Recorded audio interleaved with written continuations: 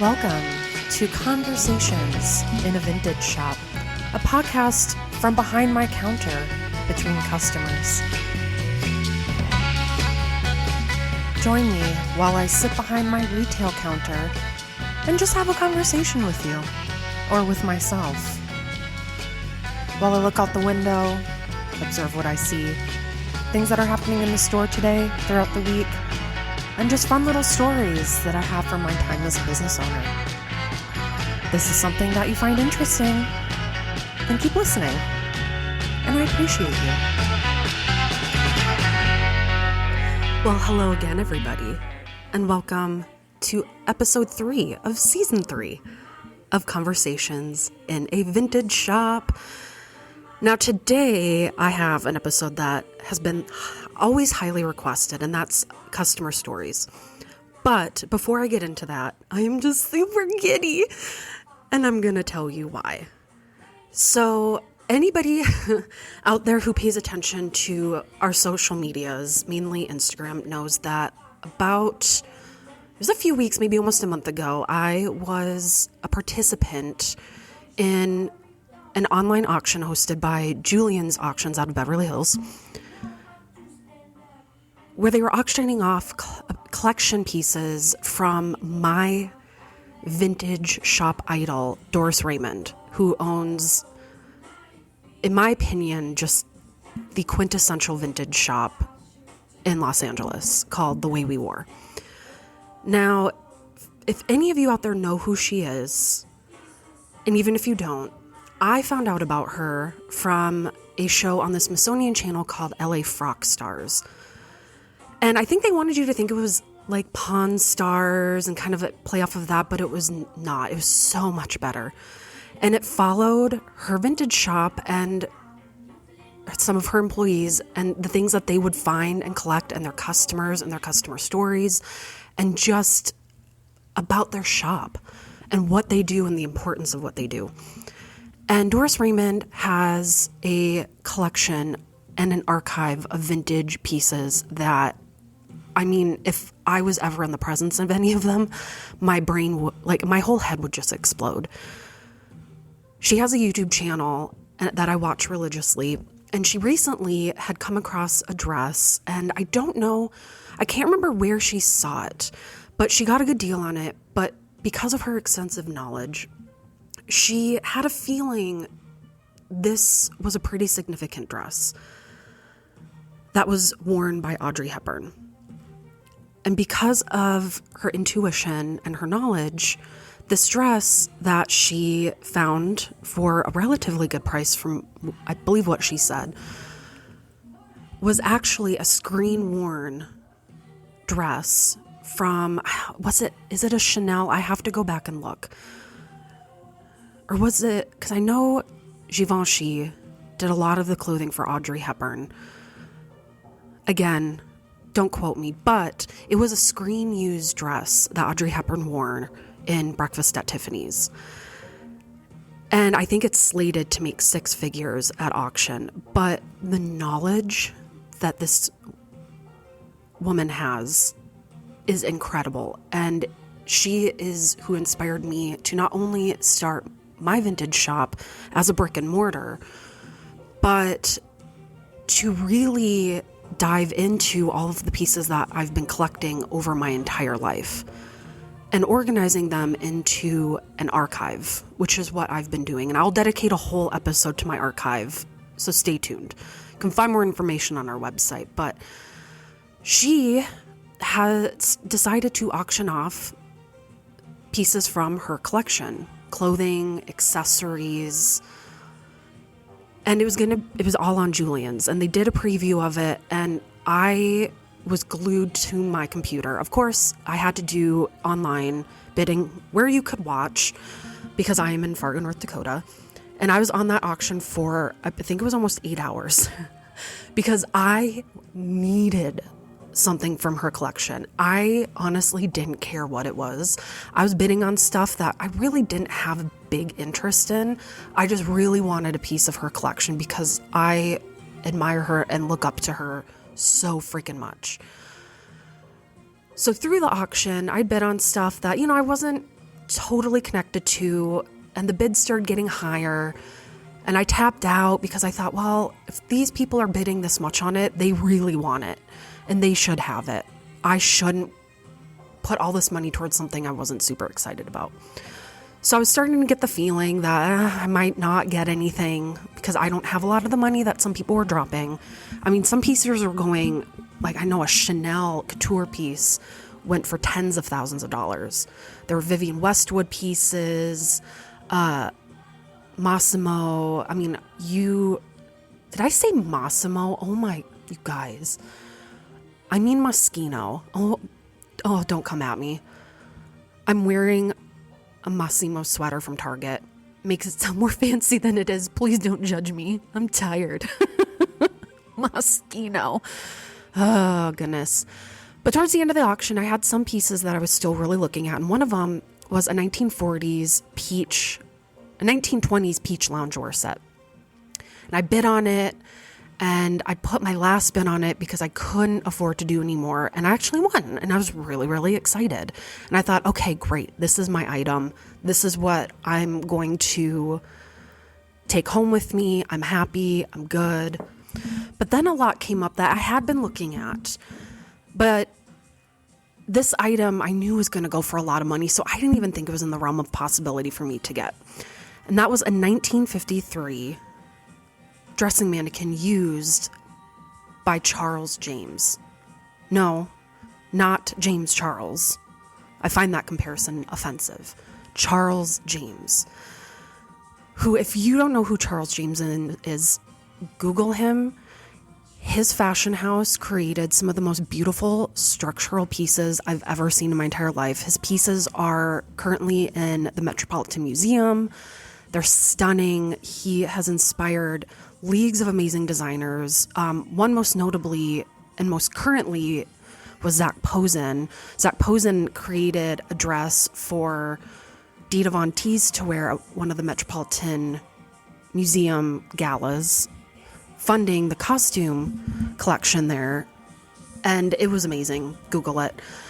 But this dress form belonged and was in the fashion house in what I believe is one of the most underrated yet influential designers who ended up inspiring Dior's New Look collection. So I thought, well, just for shits and giggles, I'm going to look. Maybe I'll bid, but I'm not going to get it. So I immediately just logged in the most I could afford to spend on it, which I thought was really, it was under what the estimated value was. And I was going up against a very avid bidder. We were bidding each other up, and finally I hit my limit where I just had to tap out. And miraculously, I ended up winning that bid. And I won that lot too. So I ended up getting 2 amazing pieces from the collection of Doris Raymond that I just can't even believe I have it. I mean, my accountants are going to kill me, but it's history. And I love and want to preserve history, and I want to bring that to people who may, especially in Fargo, North Dakota, not have the opportunity to see any of that. So I was warned that it could take months for these pieces to get to me. It was my first really big auction that I was a part of, especially as a bidder for, like a really serious heavy hitter. You have people bidding from overseas and collectors. So I just expected I'll probably get my pieces in the new year, but I'm fine with that. And I just got an email that they're out for delivery today, and it's December currently, mid-December, and I am going to pee myself. I'm so excited. I'm nervous. I don't know why I'm nervous. I just want to take care of these pieces as well as she did, and it feels like a big responsibility, but I just had to tell you that that's how my day is today, and I'm so excited. And hopefully by the time you guys hear this, I'll have some kind of video up on whether it be my personal or business Instagram, a little reel, just looking at what I bought and some of the history behind it. I'm hoping I can get into more detail, but time hasn't been on my side lately. So I just wanted to start that off with a bit of good news before we hop into all of the tea with customer stories. which we'll head into right now.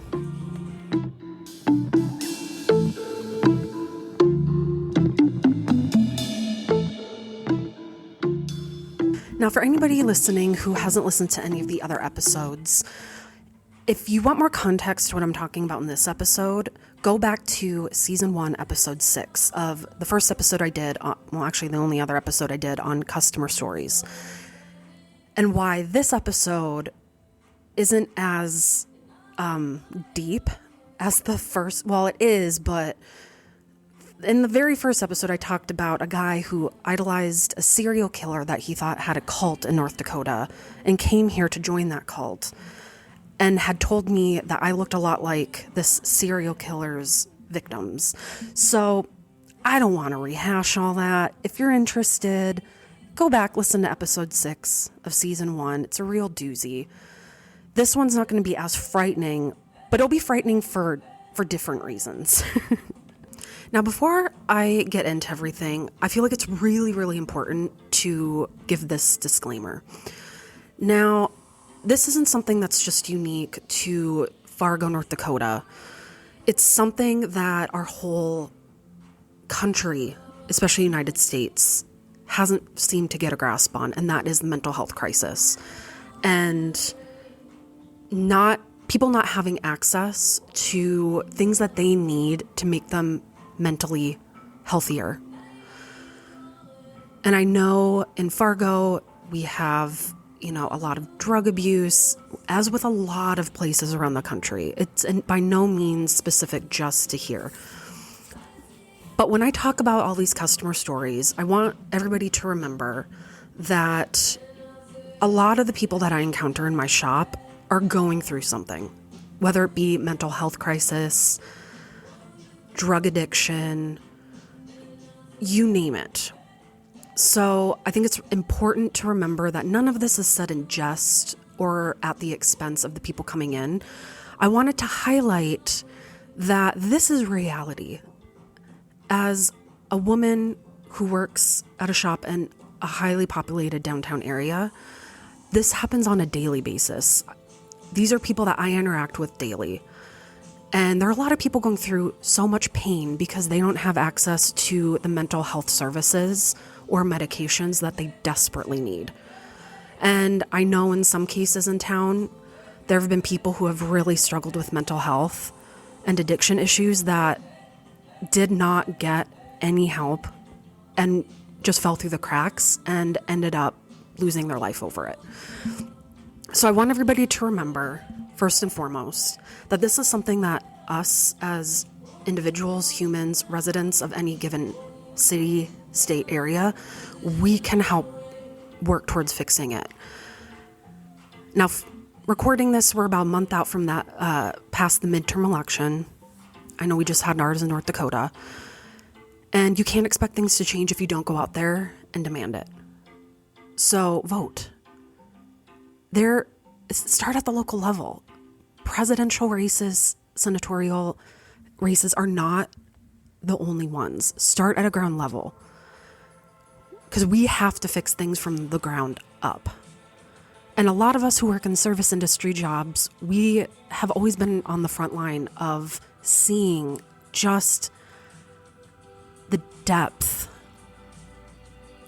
of trouble that some people are in because they had the unfortunate luck of being born into a system where healthcare for them is not a right. It's a privilege. And not to get overtly political, because I don't believe this is a political issue. I think it's a human rights issue. There are people out there that need help. They deserve help. And speaking about all these instances, I say it with that idea in mind that a lot of these are people that need help. And I want them to get help. Having said that, it's still important to share my experiences because, again, this is reality. This is what myself and many other business owners and just people living and working in society come across. And it can feel very alarming, scary, but defeating because you feel like there's not much you can do about it, but there is. And that's voting. Holding our elected officials accountable to actually make changes that are going to help our community.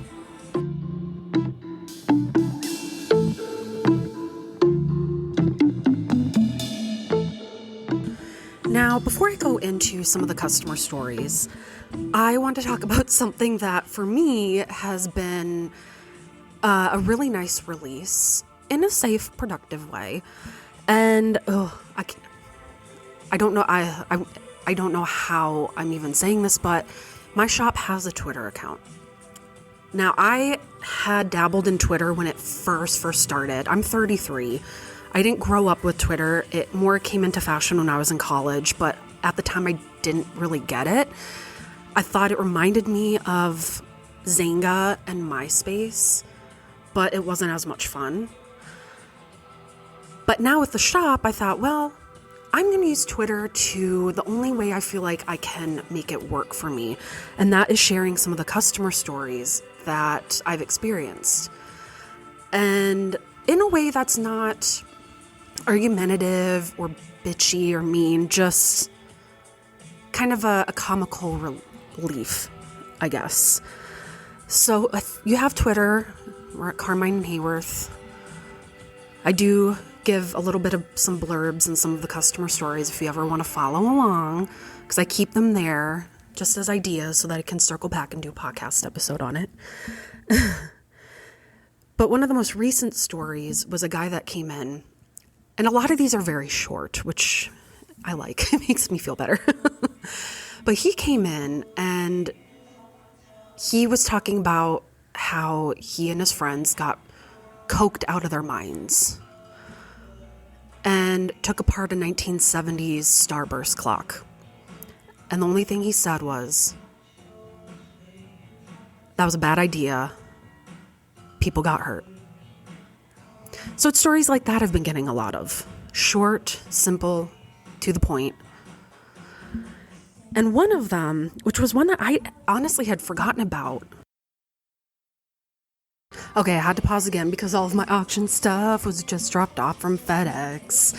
And I was really excited, and I get into the habit of talking a lot to some of the delivery people, so now I'm back.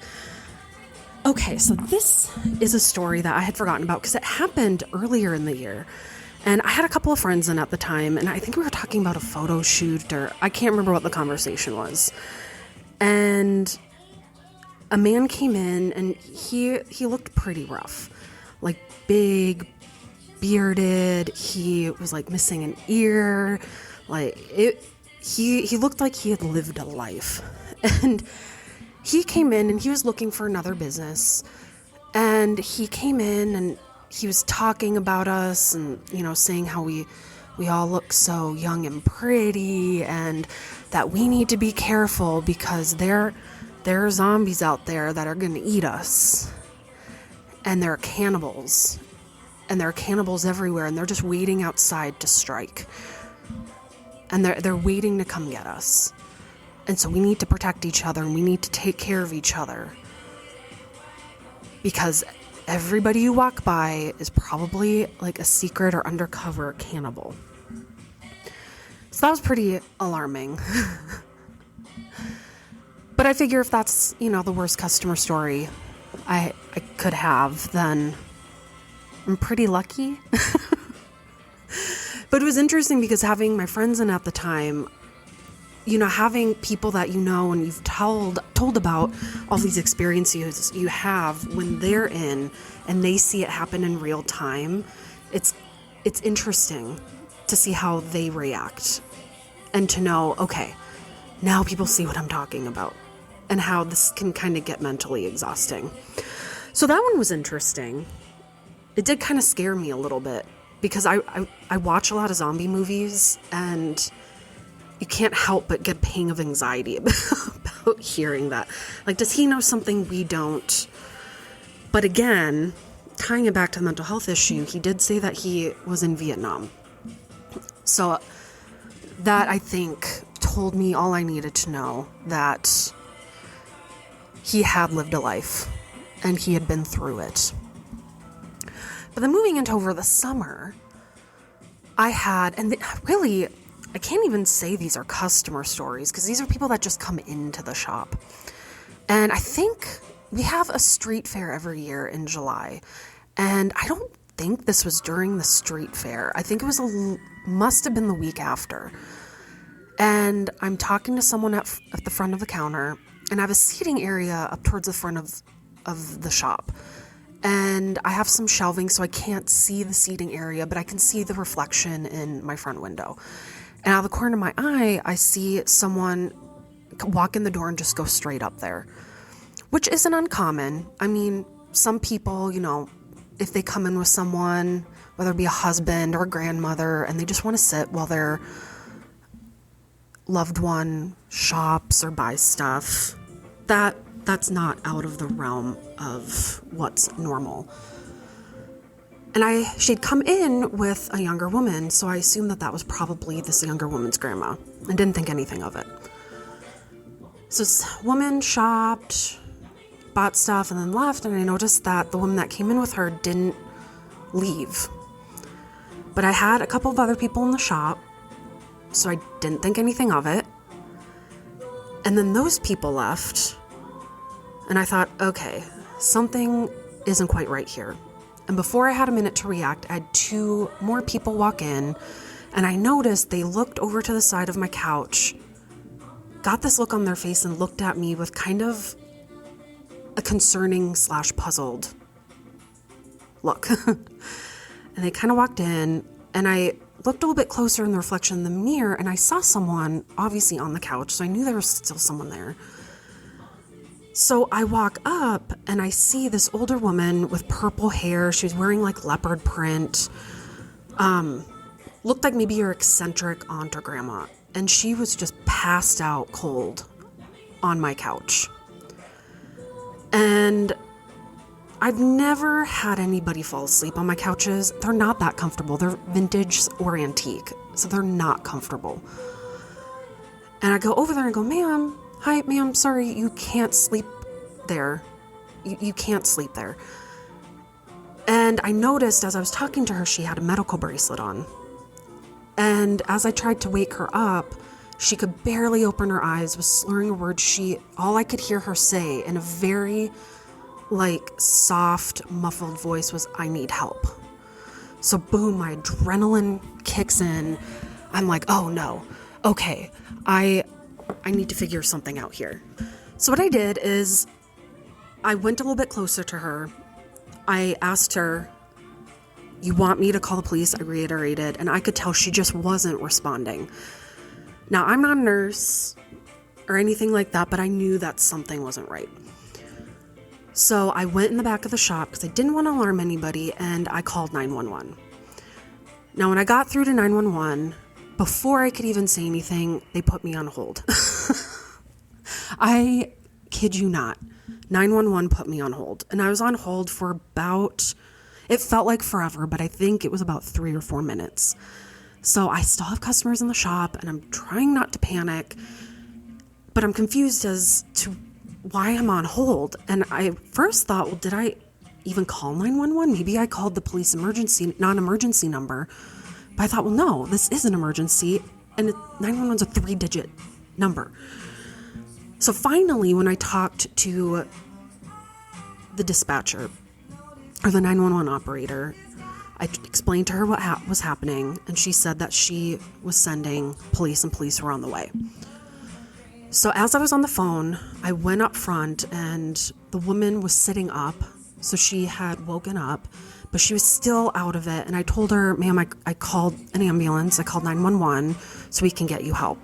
And immediately the woman was like, no, I don't need help. I just got out of the hospital. I'm fine. I don't want any help. Tell them not to come. And I go, well, they're already on their way. So I'm trying to calm her down.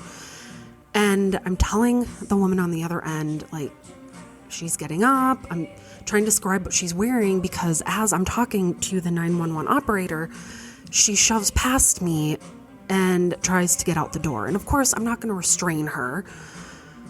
But as she was leaving, the officers were coming up to my door. And they opened up the door and she went out. Now, she wasn't walking very fast. She was probably in her late 70s, early 80s.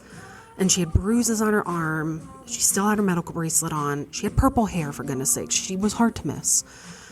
And I told the officer, I go, oh, that's her. That's her. She's leaving. And she says she's going to get in a car and drive herself home, which scared the crap out of me because she was not responding.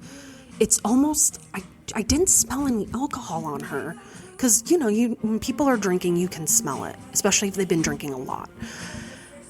But I knew she was not fit to drive. And the officer just looked at me, didn't say anything, and just left. And I saw the officers just watch her walk down the block, and that was it. They never came in to talk to me, didn't take a statement, anything, just left. And she disappeared. And again, she was walking slow. So she didn't run or bolt. She shuffled with her purple hair and leopard print outfit on. So ever since then, I didn't hear about any car accidents that happened that week, but it was an interesting experience because I did exactly what I was told. And I've gone to police meetings and talked to officers on what I should do in situations like that. And I did. I made sure they were in a safe space. I called 911. I gave a description. I made sure she was still talking. And I was put on hold, and the officers didn't do anything. Just let her go, even though she just had a medical bracelet on. And you could tell she was slurring her words. She was just not with it. So that was probably the most troubling one that I've had since the last episode. Not just because, you have someone coming into your space that needed help and was not coherent and was not well, but that, you reach out for help and you didn't really get it. You were left not satisfied. So that was an experience that really made me think about how can I make this work to where I feel like I'm helping, but I'm not wasting my time on agencies that aren't going to do anything but maybe compound the problem. So that's been something I've been wrestling with and thinking about because it was really scary. And I know some of my customers in here were, I don't want to say scared, but concerned because they had seen her walking in. They had asked me after she left, was she okay? She didn't look okay. And so it was something that, it happens inside your business. Customers see it. It creates a sense of worry, but then there was no resolve. And that's an icky feeling. Because what could I do? I have no medical training. I don't know anything. And I reached out to people that should have, and all they did was watch this woman shuffle down the sidewalk, incoherent, get into a car, and drive home. It was bizarre. It was odd. And all I can do is hope that she got to where she needed to go and was okay after that. Now, after that, I almost instantaneously realized that I've hit a point in my shop where there's almost a level of acceptance of the fact that these things are going to keep happening. And maybe that's why I didn't write as many stories down this past year, because they happen so often, it's become completely normal. Like to have a week in the shop where I don't get something odd happening like that is a rarity. Which is sad once you think about it, that I'm just accepting that this is normal. It's not a place I want to be in. I don't want to accept it, but it's just become commonplace.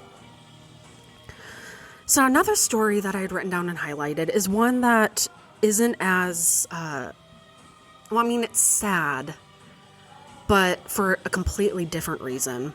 And this actually happened over this past weekend.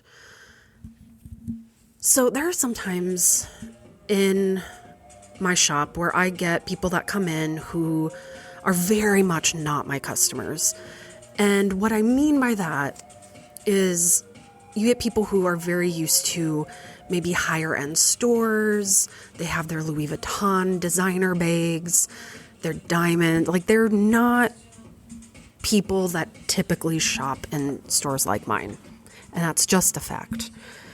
And so I had these two, I call them typical Midwestern women, probably in their late 40s. And I think it was about it was noon or 1 o'clock. And they were waiting for all the bars to open in town, which typically they start opening around 4. So they're talking the whole time about how they just wanted to go out and drink. And, they had their designer bags and were just kind of mulling around in the shop. And they're talking about going to Hawaii for New Year's, and they're going to a warmer climate for New Year's. And I thought, okay, just another fun conversation. But then I overheard one of them tell her friend that she was having a problem with her cat getting into her Christmas tree and knocking down her bulbs and ornaments, and how she was getting really annoyed and frustrated. So she figured out something that would teach her cat a lesson. And that was that she was going to cover her Christmas tree in poinsettias. Now, for anybody who's a cat lover or knows anything about animals or cats in particular, is that poinsettias are toxic. And from my very limited knowledge, I know that it can irritate the throat and air passages, restrict their breathing, suffocate. It's just not good. Cats should not be eating poinsettias. And I've known this since I was a kid, because I've always had cats. And she kept saying, yeah, I'm going to cover my tree in poinsettias and that'll teach them. And in my head, I thought, no, that'll kill your cat. So you're purposely, knowingly putting up a toxic plant on your tree to prevent your cat from ruining the aesthetics of said tree. And as she was saying that, I was just staring at her. But she was oblivious to the fact that any of us were paying attention and in horror at her knowingly, from what I took it as, wanting to poison her cat. And sadly, those are kind of the experiences I've been having this year, are people that are oblivious to the fact that they're just not good people. And so that was a sad one, because that happened on a Saturday. And I remember going home, we have family dinners with my parents, and talking about that. And all of them knew that's toxic. So this woman either was incredibly uninformed about cat ownership, or really just did not care that she could potentially kill her cat.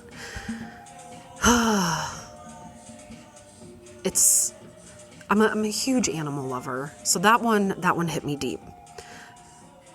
But I really just realized that some people are they're too stupid for their own good.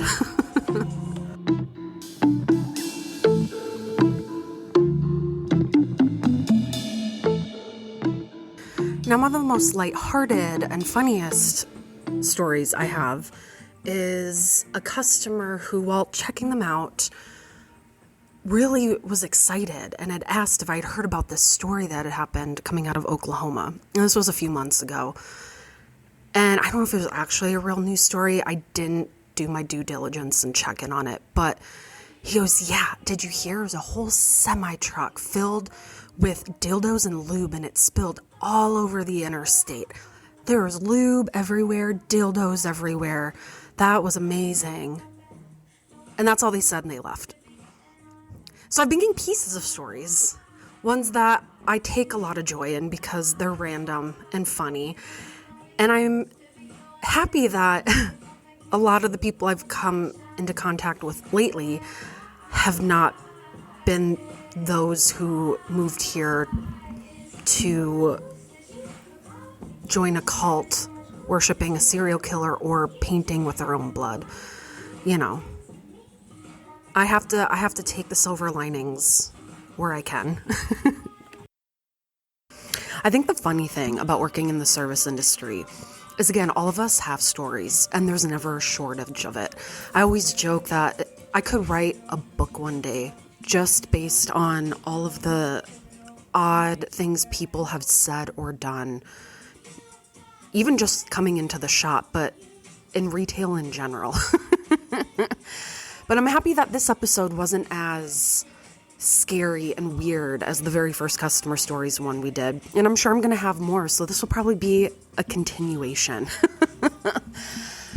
But for next week's episode, I am going to dedicate that episode to a new, I don't even want to say project, a new side of the shop that I've created, and that is the archive. Now, for those of you who don't know, I am an avid collector. I have been my whole life. And I have so many amazing pieces that have equally amazing stories attached, but nobody gets to see or experience them. And in Fargo, it's hard to see a lot of these pieces unless you go out of state or to a museum. So I'm creating an archive in my shop that people can look at. They can learn more of the history behind vintage fashion, kind of where everything evolved from, the things that you love today, like cosmetics or fabric. And I want to create a bigger conversation and more of a study aspect of it. So I'll be going over how I'm going to do that and some of the pieces that I'm going to be including and the cool stories behind them, including a piece that has a lot of Broadway history and kind of a sordid one at that. But then also, to start off the episode next week, I am going to do a shop haunting update. And this one is a real doozy. I'll give you a clue. It's about a new entity that I've come into contact with that I call the Phantom Pisser. So if either of those are something you're interested in learning more or hearing about, stay tuned for next week. But until then, thank you so much for joining me. And fingers crossed, I don't jinx myself with this episode and get an onslaught of odd people. Have a great week, y'all. See you next week.